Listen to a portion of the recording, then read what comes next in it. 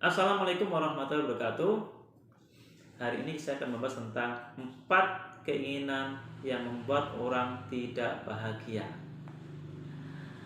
Sebab semuanya, kadang kita itu menginginkan sesuatu yang hanya Allah saja yang mampu melakukannya. Kita tidak. Karena kita tidak mampu melakukan itu, akhirnya apa? Akhirnya kita sedih, kita kecewa, kita depresi, kita takut, kita cemas. Itulah akibat-akibat ya sesuatu yang kita inginkan, yang kita harapkan, yang kita tidak mau itu terjadi menimpa pada diri kita. Tapi itu sudah terjadi. Yang pertama adalah kita ingin kembali ke masa lalu untuk mengubah sebuah peristiwa atau sebuah kejadian. Misalnya saya contohkan, dan ini yang membuat luka batin. Ya, ini yang membuat luka batin. Saya contohkan misalnya ada seorang anak yang ketika dia masih kecil, dia terus dimarahi oleh orang tuanya, dibentak-bentak oleh orang tuanya. Hingga ia dewasa, ya, kenangan-kenangan buruk bersama orang tuanya itu masih ia simpan. Sehingga ketika dia ketemu sama orang tuanya, rasanya itu jengkel, rasa marah, rasa benci, rasa dendam dengan kelakuan orang tua di masa lalu. Artinya apa? Artinya dia belum ikhlas. Dia belum menerima kejadian di masa lalu. Kejadian di masa lalu ia gendong terus sampai dewasa. Dia belum mau melepas ya gendongannya itu, belum mau menaruh gendongannya itu. Dia terus menggendong masa lalu itu, dan hidupnya tidak bahagia. Dia ingin memutar waktu kembali ke masa lalu, dan dia tidak mau mengalami peristiwa itu. Ya, akhirnya apa? Akhirnya dia terus-terusan kecewa. Dia terus-terusan bersedih, terus-terusan marah, terus-terusan jengkel, terus-terusan benci pada orang tuanya. Perasaan benci juga berdampak pada tingkah laku. Dia sudah tidak hormat lagi sama orang tuanya. Dia sering bentak-bentak sama orang tuanya, marah-marah, memperlakukan orang tuanya dengan kasar, ya, sehingga dia seolah menjadi seorang anak yang durhaka. Ya, itu faktor utamanya apa? Faktor utamanya dia masih menyimpan memori-memori masa lalu. Dia masih menyimpan luka batin. Dia belum mampu menghilangkan, mengobati luka batinnya. Dia gendong terus luka batinnya itu. Dampaknya seperti itu. Dan dia tidak akan bahagia. Setiap dia ketemu orang tuanya, dia tidak bahagia. Setiap dia melihat foto orang tuanya, dia tidak bahagia. Setiap dia mengingat ya orang tuanya, dia tidak bahagia. Pertama, itu contoh seperti itu. Atau contoh yang lain, ada seorang anak yang dibully ya dengan teman-temannya itu. Dibully, misalnya anak ini ketika tampil di depan kelas, kemudian dia melakukan kesalahan, kemudian disolakin teman-temannya dan membuat dia malu. Rasa malunya itu akibat peristiwa ini dia gendong, dia bawa sampai ia dewasa. Akhirnya apa? Akhirnya sampai detik ini pun dia tidak pernah mau tampil di depan banyak orang, untuk berbicara di depan banyak orang.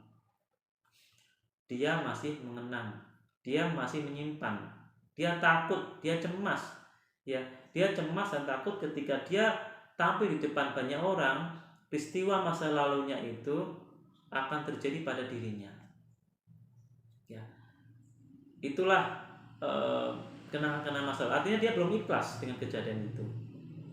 Dan ini banyak sekali sobat, banyak sekali peristiwa-peristiwa yang kita alami, yang kita simpan dalam pikiran bawah sadar kita, yang terus kita bawa, akhirnya berdampak pada diri kita, berdampak buruk pada diri kita, termasuk membuat diri kita tidak bahagia, membuat diri kita tidak tenang.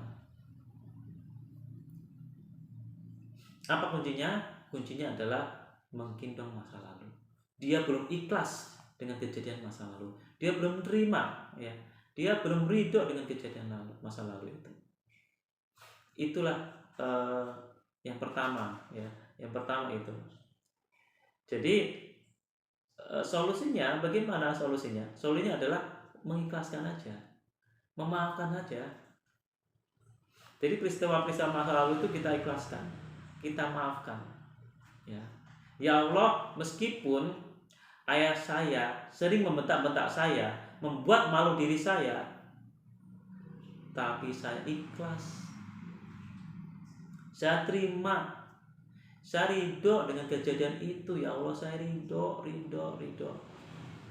Semua sudah menjadi takdirmu, semua sudah Engkau kehendaki, semua peristiwa di bumi ini sudah Engkau kehendaki. Saya terima, ya, saya terima takdirmu, saya terima kehendakmu, saya memaafkan ayahku. Ini salah satu contoh. Jadi katakanlah seperti itu sobat. Jika sobat masih mengalami, ya, atau memiliki luka batin masa lalu yang belum selesai, katakan seperti itu di depan Allah. Setelah sholat katakan, ya Allah, meskipun saya pernah dibully teman-teman saya yang membuat malu diri saya, tapi saya terima ya Allah, saya ikhlas, semua itu akan menjadi takdirmu, semua sudah menjadi kehendakmu. Saya terima kehendakmu, saya ridho dengan apa yang telah Engkau tentukan pada diriku. Saya maafkan teman-teman. Katakan itu sobat. Katakan itu selepas sholat atau selepas sholat malam, katakan dengan sungguh-sungguh. Insya Allah itu akan mengurangi luka batin. Karena semua kejadian yang menimpa kita ini pada dasarnya sudah menjadi kehendak Allah. Kita gak bisa menyalahkan orang, karena semua peristiwa ini sudah menjadi takdirnya, sudah menjadi kehendaknya. Allah suka ketika Allah menantikan sesuatu, menghendaki sesuatu, hambanya itu ikhlas dan menerimanya. Tapi Allah tidak akan senang ketika Allah menghendaki sesuatu, mentakdirkan sesuatu, hambanya protes, marah, jengkel, tidak terima. Allah tidak akan senang, Allah tidak akan ridho.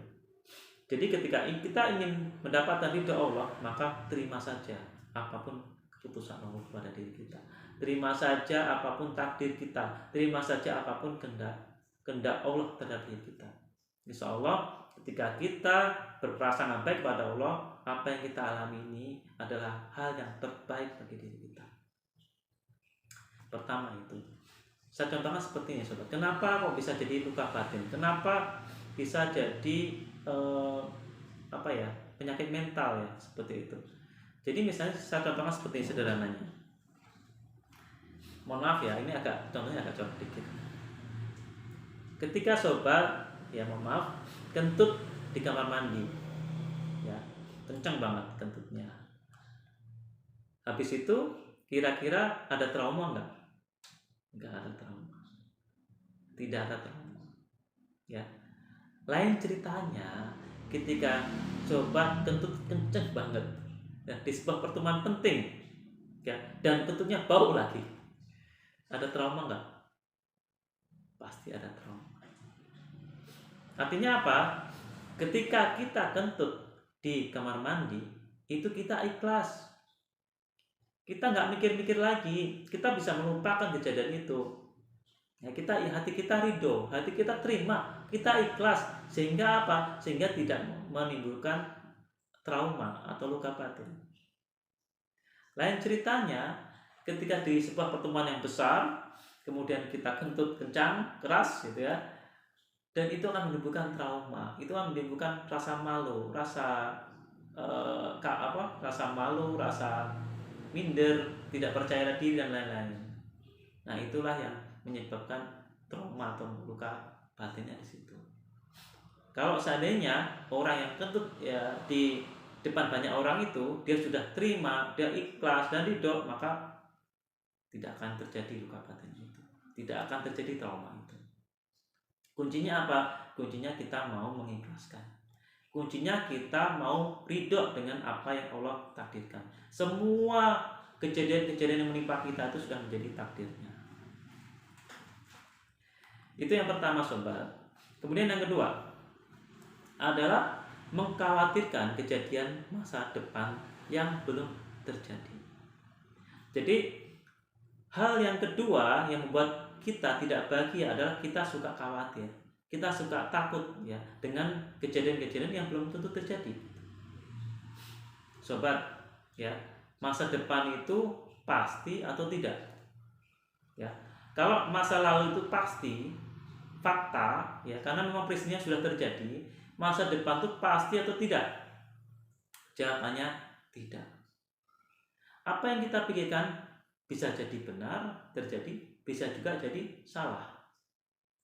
Artinya apa? Masa depan adalah misteri. Kita tidak tahu masa depan.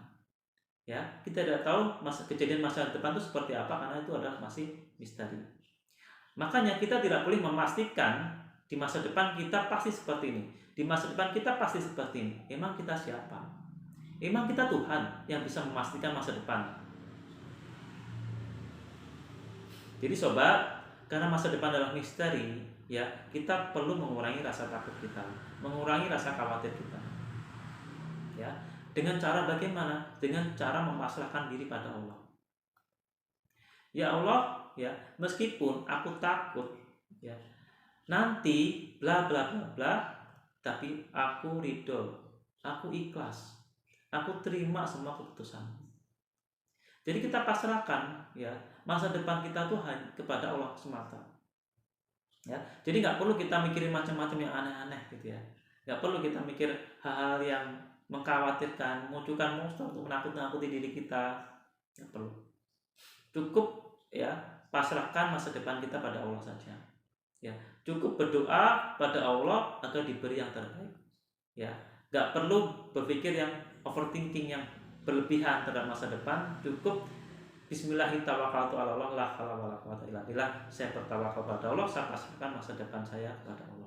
Insya Allah, ya, Allah akan menjaga diri kita dan Allah akan memberikan yang terbaik bagi diri kita di masa depan. Selama kita berdoa kepada Allah dengan sungguh-sungguh, maka yakinlah bahwa Allah akan memberikan yang terbaik bagi diri kita. Kuncinya di mana? Kuncinya ada kepasrahan kepada Allah dan berdoa kepada Allah agar di masa depan kita diberi yang terbaik.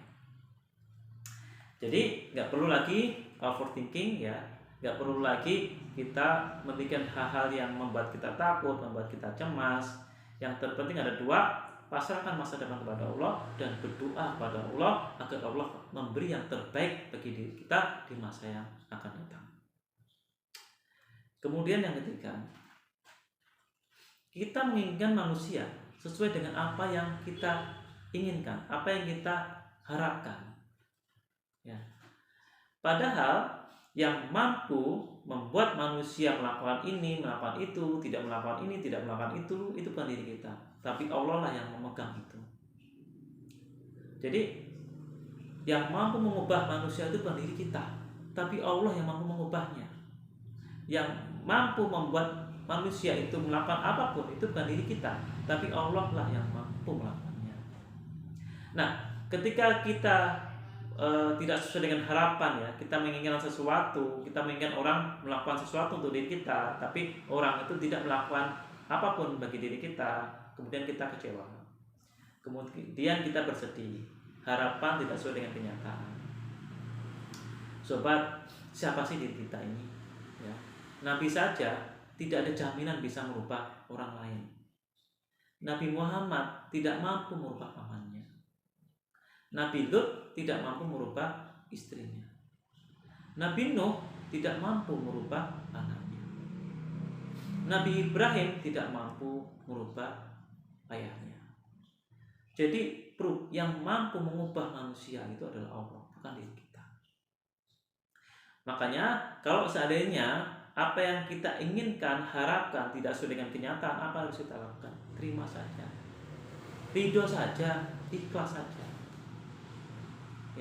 Ya Allah, saya terima, saya ridho, ya, atas ketentuanmu. Katakan aja itu.